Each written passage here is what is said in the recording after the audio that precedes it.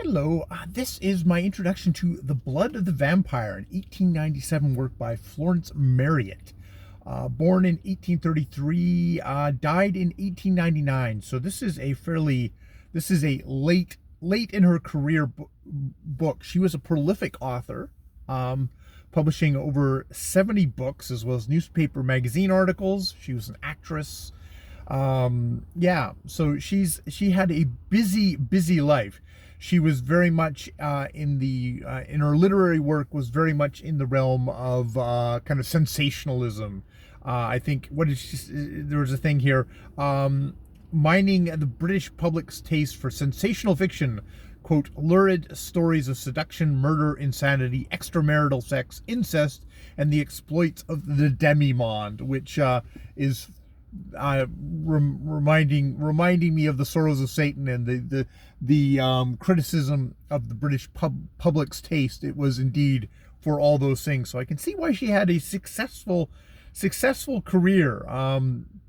She apparently wrote her first book when her kids had scarlet fever and was trying to distract herself from sad thoughts. Her first husband was in the British colonial stuff. They traveled. They were in India for the first 7 years, kind of traveling. Then she came back, and that seems to have been. They continued to be married, but that was about it. And they finally did get divorced. The husband suing her for adultery because she had taken up with another guy who she married and only lasted with for a year. Later in life, she had taken up with a younger actor fellow, so that kind of pattern. So, The Blood of the Vampire, published in 1897, was at the time compared unfavorably to another book that came out at the same time, Dracula.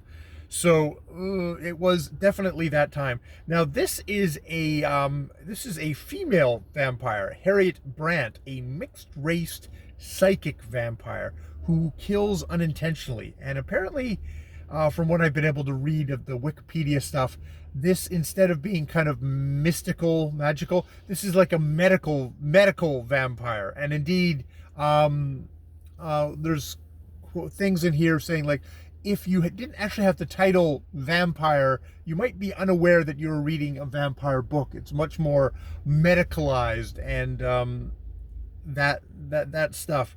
So yeah, academics highlight the novel's treatment of race, eugenics, and social class because yes, she follows Harriet after she leaves a Jamaican convent for Europe and her ill-fated attempts to integrate with Victorian society.